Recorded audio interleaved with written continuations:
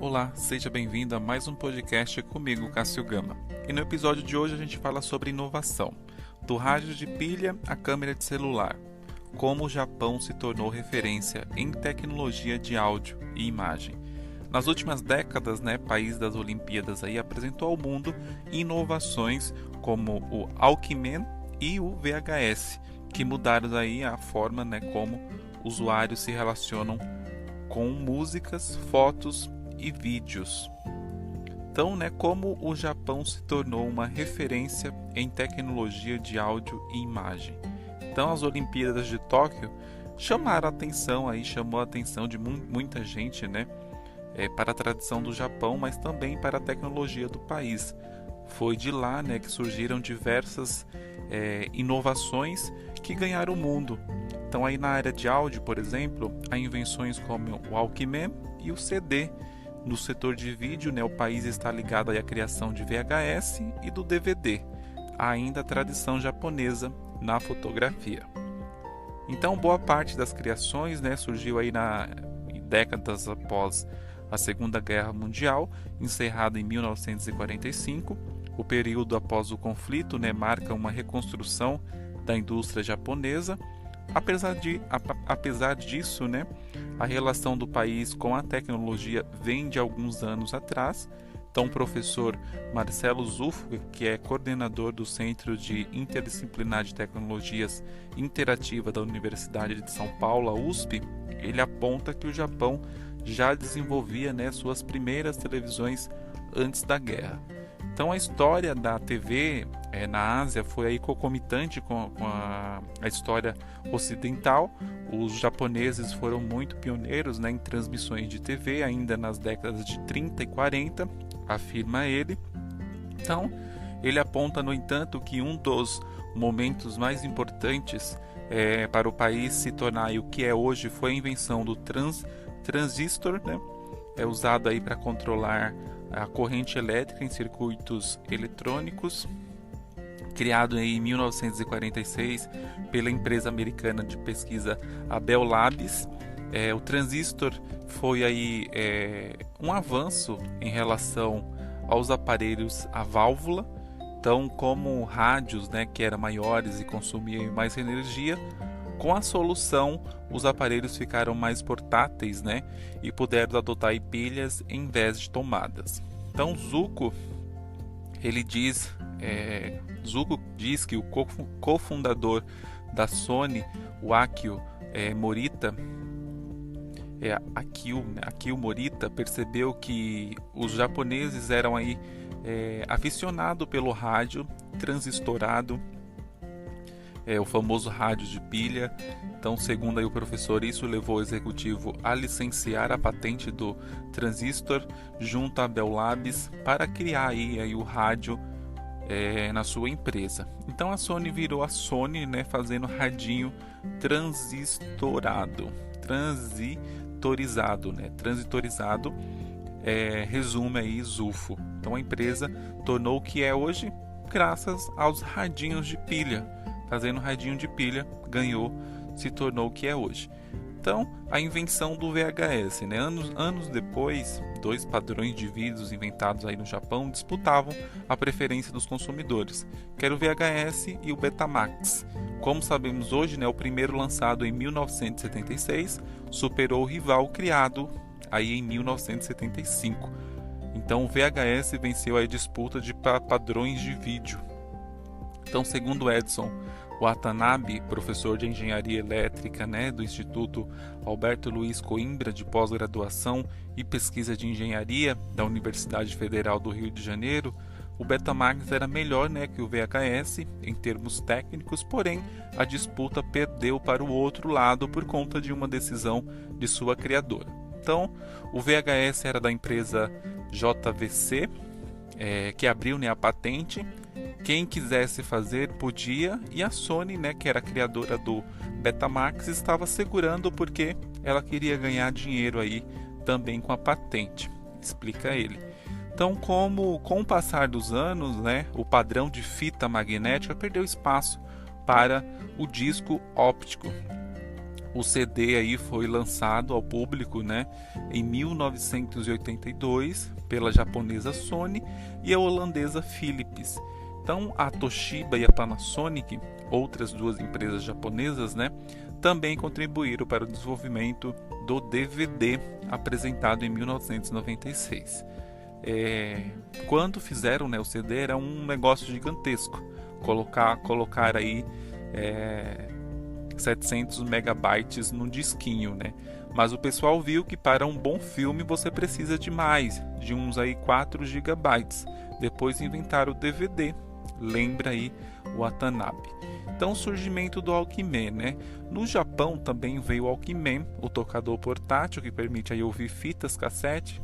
A Sony que comercializou de 1979 a 2010, afirma aí ter vendido 385 milhões de unidades do aparelho. Então, durante o desenvolvimento do produto, executivos da empresa acreditavam, né, que ele não deveria levar esse nome. Uma das alternativas considerada foi Disco Jogger, em uma tentativa de atrair consumidores, né, com dois termos que eram muito populares à época. Então, Morita, então presidente da Sony, vetou a proposta, mas as unidades da empresa em outros países adotaram o nome, né? Soundabout. O Walkman só foi escolhido como nome global do aparelho aí em 1980, quando o termo se tornou conhecido nos demais locais por conta de turistas que visitavam o Japão. Para Tiago Tavares, né, professor da Faculdade de Engenharia Elétrica e Computação da Universidade de Campinas, a importância do Japão na tecnologia de música não se restringe, né, aos tocadores. Segundo ele, o país também contribuiu com mudanças em instrumentos musicais. Um dos exemplos é o da Yamaha, que licenciou aí a patente da síntese, né, FM, um tipo de sonoridade criada por um professor da Universidade de Stanford. Por um tempo, né, essa foi uma das patentes mais lucrativas da história da Stanford. Diz, né, isso também foi uma coisa que a Yamaha botou em muitos teclados e ficou também tão patente que virou aí o som típico dos anos 80. Então essa sonoridade pode ser observada em faixas, né, clássicas da década, como Take On Me, da banda norueguesa Aham, e The Final Countdown, da banda sueca Europe. Então, da câmera analógica, né, ao celular. O Japão tem uma ligação aí de mais de um século, né, com as câmeras fotográficas. O primeiro modelo japonês voltado ao consumidor comum foi a Cherry, lançada em 1903 pela Konica. Basicamente, a máquina usava a tecnologia desenvolvida na Europa e nos Estados Unidos, porém, por ter aí preço mais acessível que os modelos importados, né, ao longo ganhou espaço aí entre os consumidores japoneses. Para Fernando Pereira, né, fotógrafo, jornalista e professor na Universidade Presbiteriana Mackenzie, a cultura japonesa, né, do Japão contribui para o país se tornar aí um importante centro na área da fotografia. Então a expressão da cultura japonesa é mais visual que verbal. Exemplo maior aí são os ideogramas, um símbolo aí muitas vezes contém não só palavras, né, mas uma ideia inteira. Outro exemplo são os mangás, contar histórias com mais desenhos, né, do que textos explica. Então, nos anos seguintes, né, surgem empresas como a Canon, Nikon e Olympus, que lança aí suas primeiras câmeras, né, ainda analógica e mais avançadas para a época, nas décadas de 1930 e 1940. A Canon criou o protótipo, né, de uma primeira máquina batizada como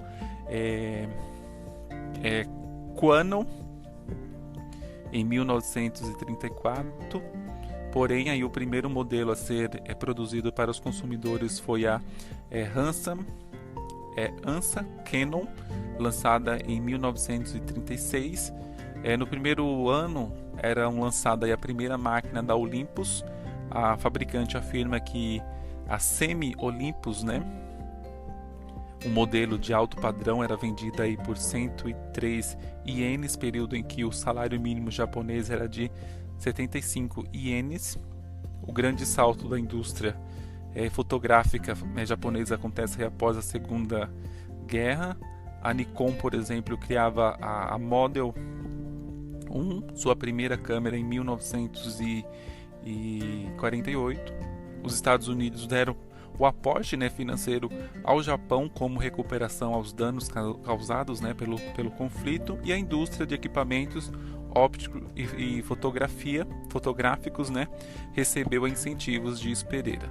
Na década de 1970, a indústria fotográfica japonesa avançou novamente, né, com aprimoramento aí da óptica e da eletrônica, o que permitiu aí uma melhoria na qualidade das câmeras. Mais tarde, né, esses dispositivos que se integraram com os celulares em 1999, a japonesa Kyocera lançou o primeiro celular com câmera, o Visual Phone VP210. Era capaz de armazenar 20 imagens em sua memória e enviá-las, né, por e-mail. O dispositivo também permitia enviar fotos em tempo real durante ligações, mas a capacidade estava longe, né, das chamadas de vídeos atuais. Segundo a fabricante, a tela de 2 polegadas, né, do VP210 podia exibir apenas 2 fotos por segundo. E o que tornou, né, o Japão nos dias atuais, nos dias de hoje. Nos últimos anos, né, o Japão aí ganhou uma concorrência maior de China e Coreia do Sul, em especial nos mercados de smartphone e televisões, né? Ao mesmo tempo, os japoneses têm investido em outras áreas, uma delas é a de baterias. O objetivo dos pesquisadores é criar soluções, né, que ofereçam energia por mais tempo e com dispositivos menores. Então eles estão aí saindo dessa tecnologia de lítio, né, e migrando para outros materiais. Primeiro porque o lítio é raro, além de ser raro, é tóxico, né, e tem aí uma série de problemas ambientais, destaca Jorge Tomioka, professor do Centro de Engenharia, Modelagem e Ciências Sociais Aplicadas da Universidade do ABC. Então o professor explica que a ideia é adotar outros materiais com o magnésio. Segundo ele, a mudança pode fazer, por exemplo, com que a bateria de um celular dure uma semana, e se conseguir avançar, né, se isso der certo, nessa empreitada aí, o Japão poderá se tornar ainda mais importante no futuro dos eletrônicos. E aí, você gostou do episódio? Você sabia dessas informações? Compartilha comigo a sua opinião. E se quiser me acompanhar nas redes sociais, é só procurar lá, @CassioGamaOff, e seguir e mandar as suas sugestões de tema, que hoje foi inovação. Tanta coisa, né, que a gente tem aí em casa que está ligado aí ao Japão, que é pioneiro aí em várias tecnologias que estão aí em circulação até os dias atuais. Até um próximo episódio.